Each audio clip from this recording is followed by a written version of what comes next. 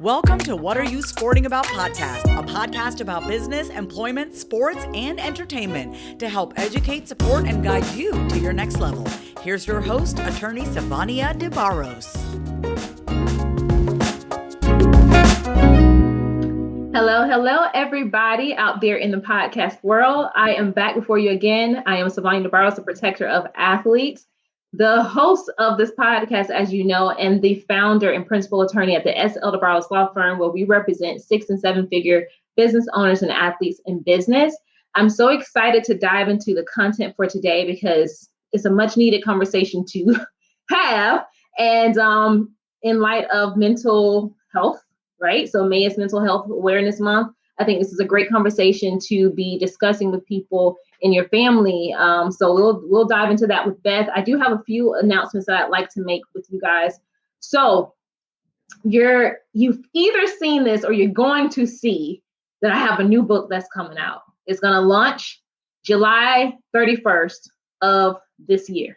Okay. And it's called Athletes Making Moves: How to Secure Your Future by Protecting Your Name, Image, and Likeness. So make sure that you drop some comments and drop some notes in the comment section if you want to have an individual blast sent out to you when we are gearing up to release a lot of this information to the public. I would love to have you be the person on my list where you get the first dibs on all the things that we're going to be offering. But I also want to make sure that I have you in my system so that you are updated for any events that we're having, any conversations that we're having around this book, and then, of course, all of the sweet deals that we're going to be doing and bringing to you for the launch. So without further ado, I have Miss Beth Gardner. She is a life coach to non-addicts, and she's also a cancer survivor, I believe, right?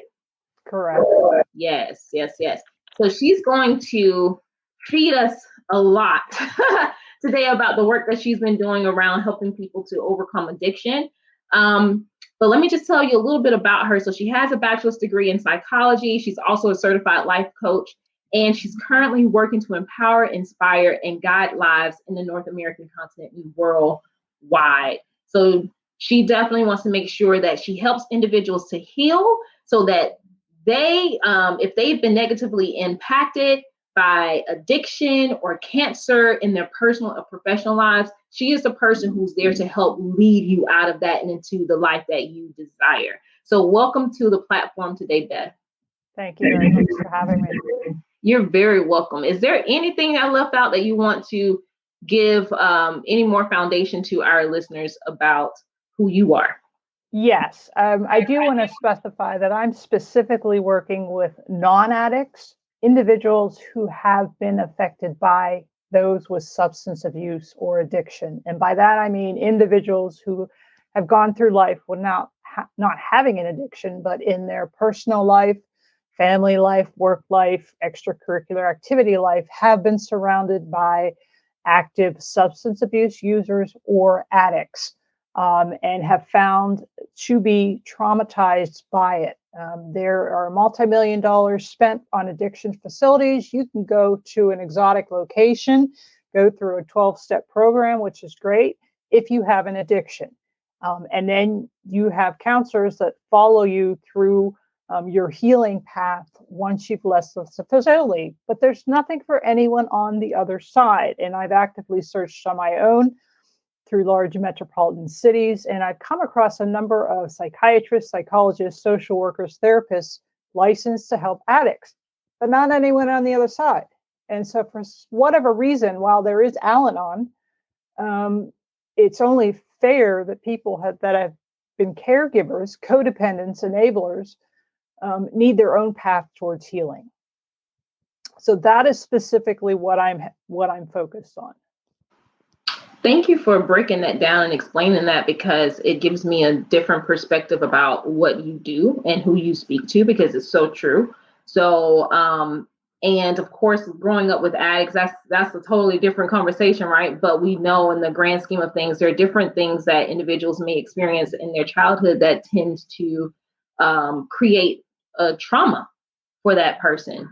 And so although they weren't themselves afflicted with whatever those issues were that they grew up around, still there's some internalization of those issues that they take into their everyday life, or how they interact with other people, or maybe it shows up in their relationships.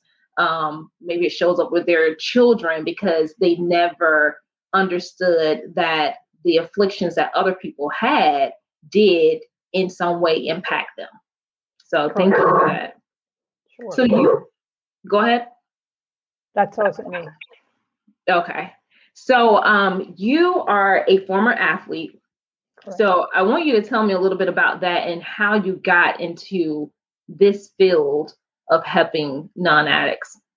Sure. Well, throughout my life, I've been an athlete, a wide variety, of ways, of softball, basketball, volleyball. Whenever there was a new season, I was in that sport.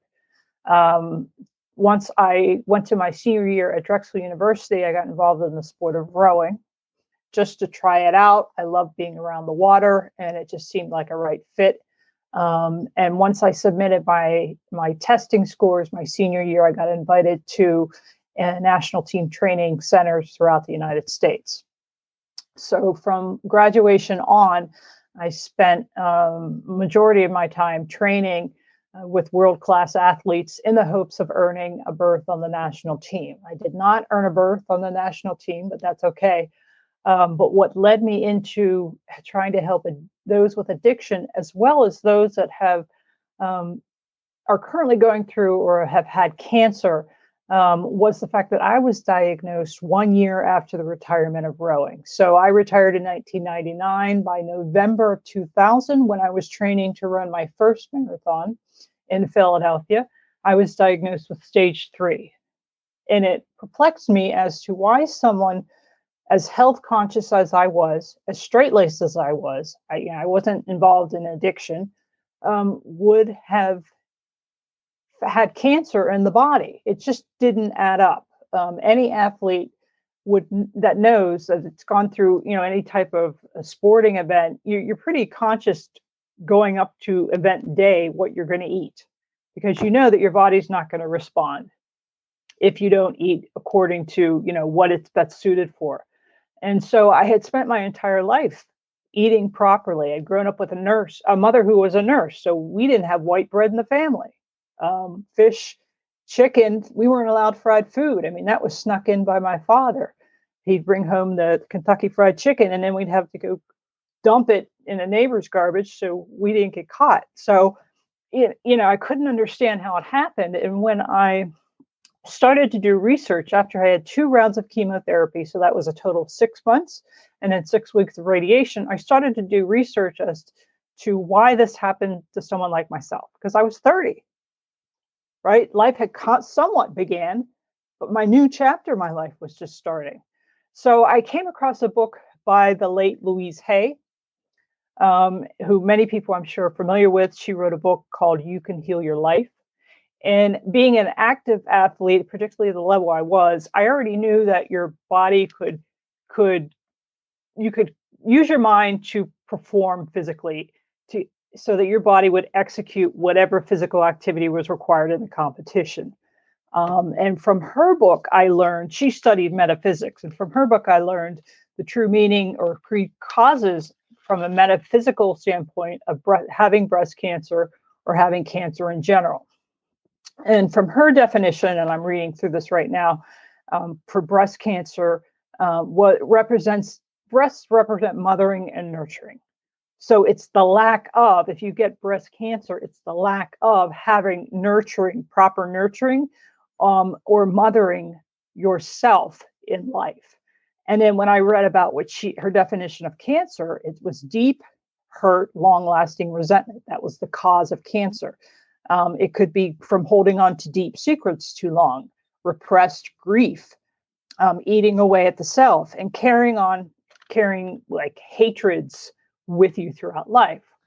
And then that sort of is when a light bulb went on in my head, and I realized, well, my life had been surrounded by addicts, whether it be alcohol. Alcohol was the primary one, but in various areas of my life, again, whether it was sports, academic, personal life, family, there were always addicts. So I realized that I had been over the course of time, suppressing my pain and my emotional trauma from being surrounded by addiction, but also I was trying to channel it through sports by achieving. I'm a high achiever. And all of that manifested into cancer because it's not in my gene pool. And that's why I was so puzzled. Other things are in the gene pool, high blood pressure, very common things. But that's when the light bulb went on. And that's when, sort of the two areas that I became focused on. That's when I started to go try out Al-Anon. That's when I started to seek out professional help for someone like myself who's been on the other side of addiction. And that's when I started to find that I couldn't find help that I needed. Al-Anon is great. It's confidential. But it wasn't like I could leave the meeting and find a buddy to talk more about over coffee. And I am, well educated, again, I'm an athlete. And so, I'll show up with my questions to therapy and they weren't able to help me because they weren't licensed to do that. They weren't educated to do that. And many of them weren't addicts themselves or hadn't been on the other side. So they hadn't even walked the walk. Yet at the same time, they were licensed to help addicts. So if that makes any sense, that's essentially how I got to this point I am today, because I knew if I didn't work on myself and pull those toxic roots, deep roots that I weren't even aware were there, the cancer would come back. The name of the game is don't allow the cancer to come back. When you're at stage 3 and you're 30 years old, you're not predicted to make it 5 years. And I'm an athlete, so I'm thinking, well, I'm going to beat this game. How am I going to beat this game? I'm going to have to pull the roots. And so I went ahead and did the work in pulling all the toxic roots for me so that I could heal, so that the cancer wouldn't come back. If that makes any sense. That makes a lot of sense. And I just feel like it's so prevalent for mental health awareness because, we've all heard the saying, stress kills basically, and you can get all these ailments from stress. But sometimes I don't even think people realize that they're stressing over something. One thing that athletes have in common is that they are all high achievers. And so as you were talking, I'm thinking to myself, is the high achievement to get away from all of the stuff that's happening around them, is that a form of addiction? Like the need to keep doing, to move away from all of that? Is that something that can cause the individual to become sick because they're so busy with removing themselves from the affliction of the household that they tend to try to be more, do more? Like I've been there. Sometimes I feel like I'm still there, but as a young child and a teenager and a college student, I always felt like I was diving more or deeper into something so that I can ignore all the other stuff, that's going on in the back of my mind. But you just give me like a different perspective on that, because we know that stress will kill. But where is the support for the individuals who are not technically labeled as addicts, dealing with the stressors that come from people who may have addictions? And then I want to ask you this too, though. If your family is so-called, if there are people in your family who may be addicts, does addicts have to be identified as a person who may be on drugs or alcohol? Right? Because addiction can take a form of something else. Correct. Addiction can take a form of, shopping. There's pornography addiction. There's a lot. There are so many different categories of addiction. But the one I was more familiar with, particularly the environment I was growing up in, was the alcoholism. But then again, look, in all fairness, and please note that I come from a mindset that I don't believe anyone comes into this world wanting these problems. People don't come into this world, I can't believe, wanting schizophrenia, wanting bipolar, wanting that clinical depression where they are so low that all they can think of is suicide. Right. People don't come in saying, I want the DNA of a crack addict. or I want the DNA of an alcoholic. People don't want that. So I'm coming from literally a non-judgmental point from both sides. I'm a Libra. I'm as balanced as they get. So I'm looking at it in fairness on both sides, which is why I kept saying, why aren't there people to help us, myself?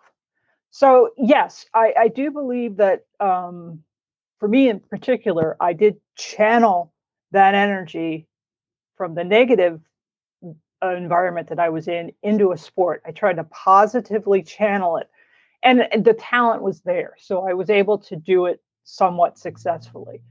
But I was also raised during the generation by people that had fought through World War I, World War II, Vietnam, and the Korean War. Boomers, high energy, highly driven. So I was also I was going out to those sports to channel it, but then I was being involved in a community that was also with addiction and high energy.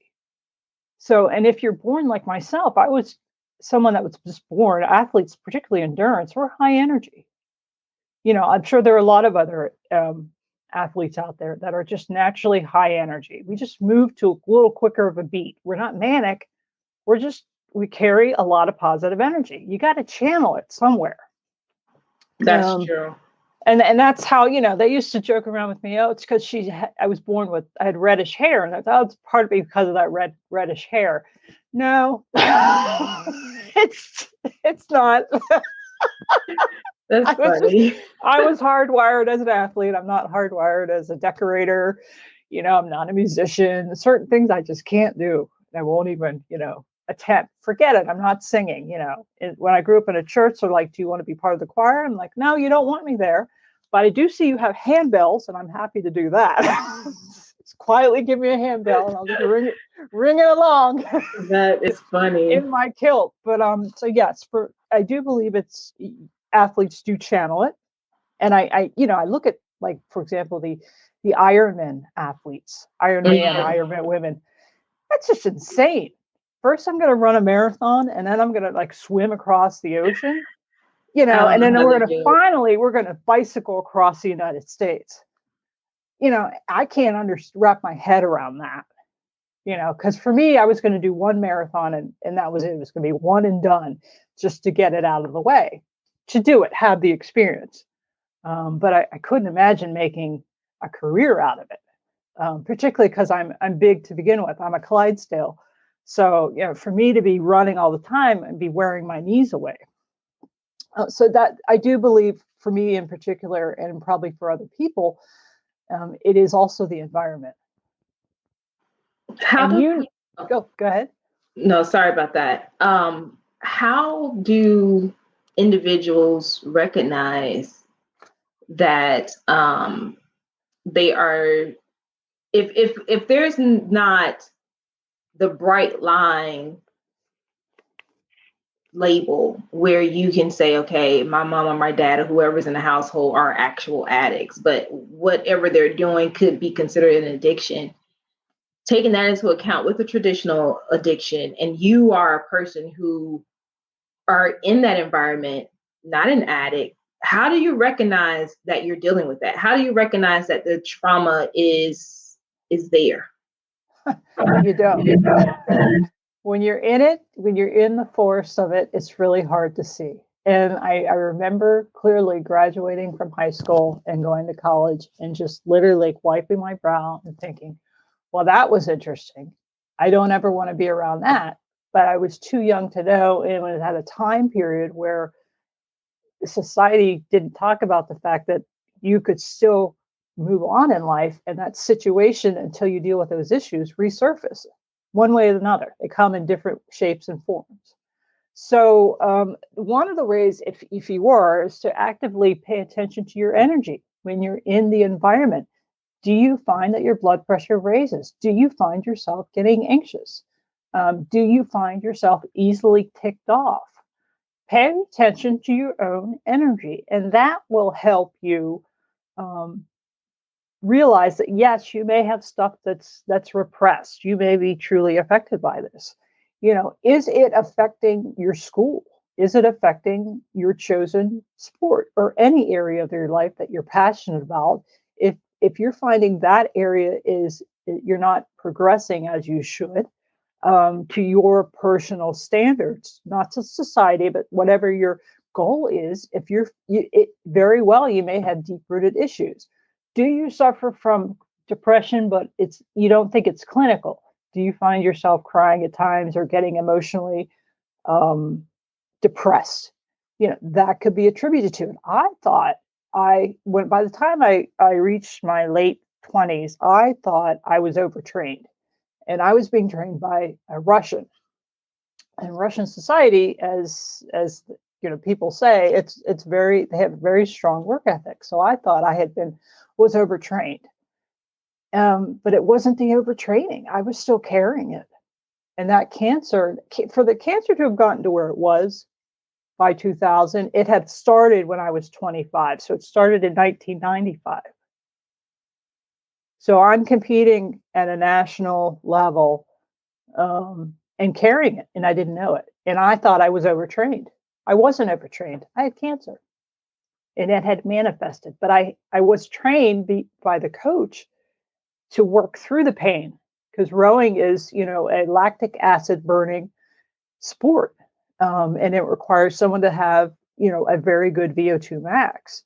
So I was trained to push through that pain, very much like track sprinters, push through it, hurdle through it. And so I was pushing through it. And as a woman, we're designed to be able to maintain a lot of pain, right? We're expected to. So I'm holding on and repressing pain and not letting it go. So man.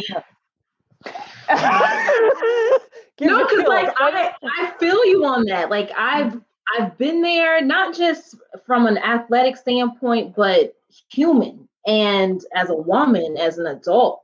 Like there's so many things that happen in our life, and we've been conditioned to just push through. And it's so funny you even brought that up, because it's going to be in a different talk that I have that's coming up, where I talk about the resilience of individuals and people and athletes, and we are conditioned to push through. And at points, it works. It helps, to know that you can get through anything, any form of adversity. But the part that is really damaging is the fact that you're ignoring you. You're ignoring your health and what's right for you, because your mind has been conditioned by different things and different people that know you got to keep going, got to keep going, got to keep going, where you never think, okay, is there a moment to really rest? Is there a moment to really take my right now in my own hands, to make sure that I am at my best? Because I'm sure once that happened, it's like, okay, well, now I got to go for treatment. Everything else didn't matter anymore. Right. So we put the future, this is where that high achiever stuff comes in. We work so hard for what's coming next that we fail to really recognize what's in the now, so that we can show up for what's next. Sure. Absolutely. In fact, I'm having memories back when we were at the Olympic Training Center for Cyclists in Colorado Springs. That was where we were for our winter training. We did 4 hours of lifting in the morning, and then 3 hours in the afternoon, and then 2 hours of swimming at night. But they did blood testing on us, and I remember my cholesterol was dangerously low. And I was just told, well, that's because you're overtrained. I wasn't thinking, oh, I might have cancer. So what did I do that night? I hadn't been eating much red meat. I got a steak. But hold on, Beth. I don't even understand what this overtrain means. So I'm sleeping. I'm sleeping at night. I'm lying in bed, and my resting heart rate should be below 40, right? An endurance athlete. And it's at 114. Whoa. That's what I mean. We used to wear heart rate monitors, not just during training, particularly what we called steady state workouts. So it'd be like a 2-hour constant rowing repetition at a low rate. But I would wear it at night so that if I woke up, I could double check it and see where my heart rate was at. So yeah, my average resting heart rate was well over 100, which was dangerous. Yeah, that's a lot. So that's what I mean by overtrained. And then psychologically, I had lost the fire. I mean, we athletes, we have a burning passion, a burning desire to do the sport. And for me, I know it's through God, but there's this desire. Your brain is hardwired a certain way to respond in a sport, to compete. And I lost it. I didn't have a fire. I didn't care. But I wasn't depressed. It was just my body was shutting down. It was saying, stop, enough. But you can't explain that to a Russian athlete who's been to the Olympics. I remember having bronchitis. We used to climb Pikes Peak once a week. Pikes Peak, 14,000 feet. We could go as high as they would allow us without us getting into trouble. And then we had to run down. And the last time I said, I'm not doing it because I literally had bronchitis. I said, I'm not going to go climb 14,000 feet at altitude because he said, well, that's your decision, but you may lose your seat if you do. Wow. So I had to choose, by pushing through it. And, even though I was on antibiotics, they gave me antibiotics there, or not do it. And I just didn't do it. I was like, no, I'm not going to do it. Godly. But that's an example of, pushing to the point that I was overtrained and I had bronchitis. That's something else. Because that was extremely dangerous, but it's another mental health issue is having that willpower to say no for yourself. Because what would have happened if you had a heart attack on the mountain? You still would have lost your seat. Do you know what I'm saying? It's a narrow pathway when climbing that, and there's not a ramp. So, I kept thinking I don't want to slip and fall because there's a time limit to going up and going down, and it was 3 hours and 30 minutes. So if you're cutting it close towards the end, guess what? You're running down and going down a mountain at top speed that winds around.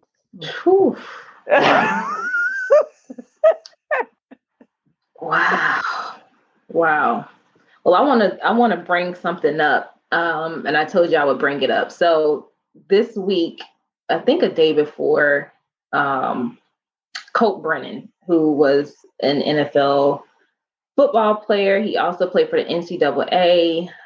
He had some passing records at Hawaii, and he died at age 37 this week. And he was a recovering addict.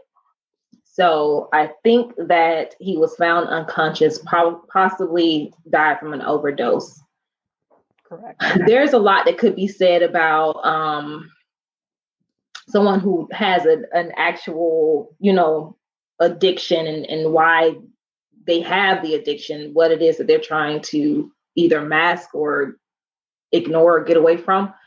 But your specialty is helping those who are non-addicts. So individuals in Colt's family, what are some of the things that you think they may have issues with now on the back end as, they start to really take a hold of his passing, as they start to come out of that grief phase to then really look at how that issue with him has affected their lives?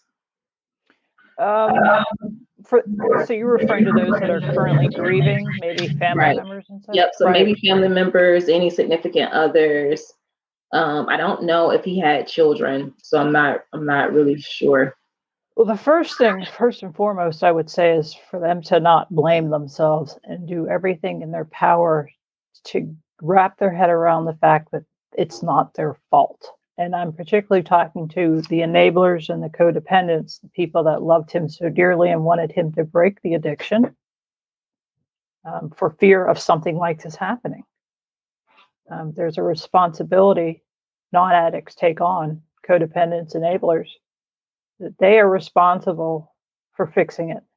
They are responsible for the healing, for stopping it. It's not their responsibility.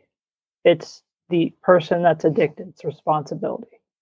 And the problem when it's DNA related and not just situational related, not just because someone passed on and so you go into a drinking binge for a while, but then you stop, right? Or you're going through a pandemic and you're inhaling food, more carbohydrates than you can burn off. And you find yourself using it as a coping mechanism, to not blame themselves, because if it is DNA related, it's like a diabetic, someone born with diabetes. It's DNA.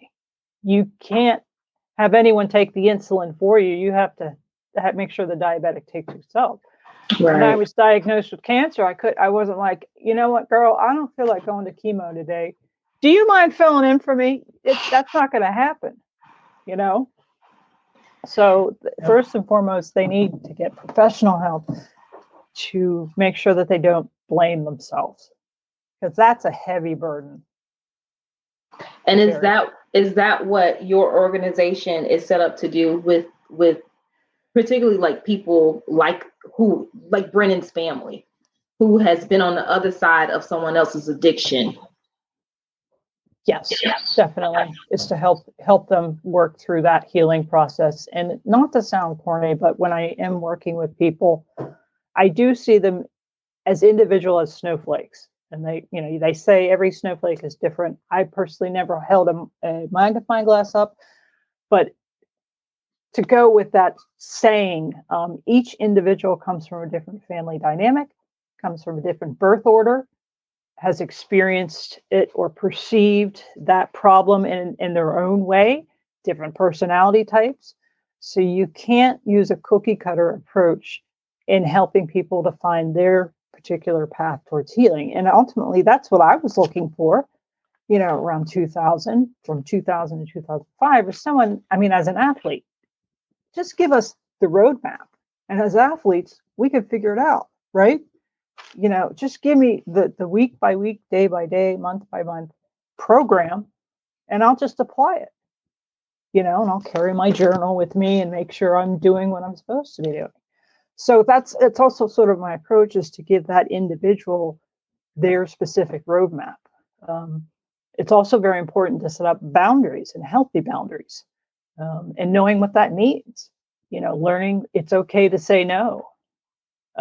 To let go of people, I have a lot of books with me here, so bear with me as I bring them up. But this book, Let It Go, one of the things I had to learn how to do is let go. What do you mean by let go? Because I was trained as an athlete, hold on, don't let anything go. You're responsible. So I had to learn how to let go. I needed someone to explain that to me. As stupid as that sounds, I needed an example. I can read the definition.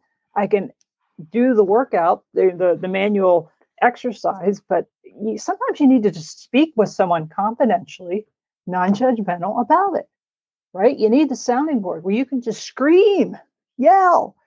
Someone that they're not going to absorb it, but they're going to be there to help you. And again, that's what I'm doing. So setting boundaries would be another thing. And also working towards that path towards healing, whatever it may be, but going through also, the entire mourning process. But I can imagine the amount of self-inflicted pain family members and friends must be feeling right now, because they could see, it's like, remember Whitney Houston? My gosh, what a gift. The number of people that must have felt responsible. Yeah. It's mind blowing, but people have to realize, they can't take on that type of weight. It's just too much to bear. And ultimately, sometimes it is DNA.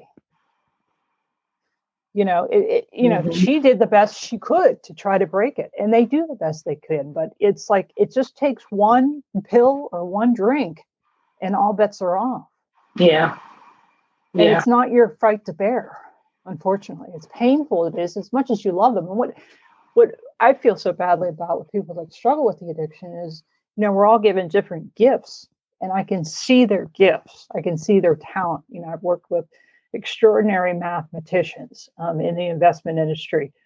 economists, in the sports, I've seen extraordinary God-gifted talent, stuff that you're only given, certain height levels or VO2 maxes you're given. You can't create an extraordinary VO2 max like Lance Armstrong has, right? You're only given it. You can work to having a great pitching arm, but some people are just born with it. So when you see these extraordinary gifts and talents or musicians, but then they've got this demon, it's like, it's frustrating for someone like me who can see their potential, but also know that they're fighting a demon that's virtually impossible without the proper help. Yeah, I know a few people like that, actually. Yep. Absolutely brilliant. Right. But, can't seem to get over to the other side because of all of the extra things that are really holding them down. I'd like to say bondage, because we all may have our afflictions with certain forms of bondage, right, but you have to be able to discern that, recognize it, and really set yourself on a course that when you know that particular bondage is coming up, you do the opposite so that you can stay, working in your gift. But we're running out of time, but I want to get this book in here because you are writing a book called One Rowing Stroke at a Time. I want you to tell me what this book is about, what you're hoping to achieve with the book, and then where people can connect with you at. Sure. So the book is One Rowing Stroke at a Time, and it's surviving two separate 2.8 centimeter cancer tumors. So back in 2000, my cancer size was 2.8 centimeters. And then ironically, as life would have it, when I had the brain surgery done on a benign meningioma, again, it's benign, it's just a regular tumor, happened to be growing in the right side of my brain. Wouldn't you know, it was 2.8 centimeters. What are the odds? In fact, when he told me the size of it, my memory bank was like going through, and I'm like, wasn't that the size of my breast tumor? And as soon as I got home, I'm fumbling through looking for that original diagnosis, and there it was. Wow. So it's essentially, I'm not into drama. I'm so sorry. I'm not into reality shows. I don't watch soap operas. I couldn't tell you what happened back in the day on Dynasty and all those other shows. So there's not drama discussed in the book, but it's really how I worked through each situation to persevere. And yes, there's a ton of scripture in it. I've raised in a conservative Christian family, but then I also grew up in a predominantly Jewish community. So I had the best of both worlds, from the Old and the New Testament. And then through the course of my rowing career, depending on where I was in the US, I would be going to that church that was local. So I'm in Augusta, Georgia. There was a Baptist church. That's where I went after practice because that was right there for me to go. So I've had a wide range of exposures to different Christian churches. So I have a lot of sort of scripture throughout that helped me to persevere, but also it just talks about how I use my athletic background, how I was inspired by my special needs brother, who unfortunately passed 3 weeks ago. He had cerebral palsy, one lung, and a number of other challenges. So he was an inspiration for me to not only write this book, but as you can imagine, for sports, right? Because I'm able to do something that he couldn't. I actually gave him all of my rowing medals because they didn't mean anything to me, right? They're not going with me anywhere, when God brings me home. So I gave them to him because I'm like, you're part of the inspiration on this. Like, I can't claim this. You know what I mean? Yeah. So I incorporate, scripture, my brother, and then rowing. Those are the sub themes that I use to explain the path that I took that worked for me. And then maybe that path will help other people. Because this time around, even though we're in a pandemic, which is not the best time to get diagnosed with anything, because I was so experienced in handling that on my own before, and that I did do the financial aspect, the insurance aspect. I handled all my appointments. I made sure everything was done on my own. This time around, it was kind of easier because it was second nature. I knew what to do. prepping for surgery. Like I started training harder in October when I was diagnosed. So I thought I need to get into better shape for surgery. I need to set them up for success, meaning the surgeons, and I got to set my body up for success so it can just plow through the surgery. And so 70 minutes after I was done with surgery and I was in the ICU, I'm like, I need to sit up and I need a Pepsi. And lo and behold, the nurses, they sat me up because I had been laying on one side for 5 hours. You can imagine as an athlete, you know, we probably move around a lot in bed because we know we're attentive to our bodies. And I just felt like I was doing the mannequin challenge where I was just frozen in one area. And I'm like, I need to sit up. And they're like, can we get you anything? Yeah. I don't know why I wanted a Pepsi. I think I just needed sugar. And rather than asking for juice, I'm like, I want a Pepsi. So that's what they did. But because I was conditioned, I was able to work through it. And then I left, but they let me go after 2 days. I was out of the ICU that day and they put me in a regular room. And then the doctor said, I need you to walk around the waiting area, you know, the outside area. And I did. He said, all right, you can go. And I was gone. Why? Because I had trained for it physically and mentally. I want to ask you something, a really quick follow-up to this, because I didn't know your book had spiritual references. So I'm a firm believer that everything that we go through in life, there is a spiritual or divine connection to why we were the chosen one to go through whatever we have gone through.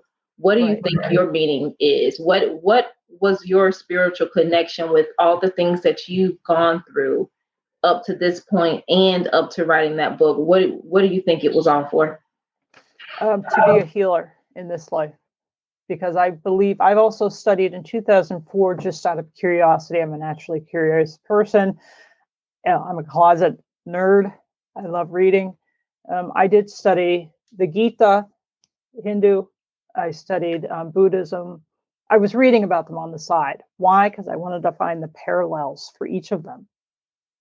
And ultimately, it brought me closer then to Jesus and his purpose, and Moses, and understanding them all the better. But I wanted to find the purpose of what we're here for, you know. And I'm a Libra, so I'm like, it's only fair to study the other spiritual beliefs and figure out the parallels. So that's when I realized that I must have been a healer. If it is true that there are past lives and I'm here again, maybe I was a healer, which is why this is easier for me to understand it.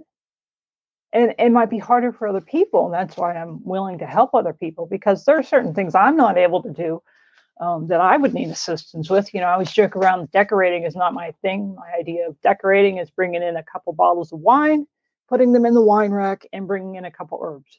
I've decorated. I don't have the eye for it. So naturally, I would need somebody experienced to do it.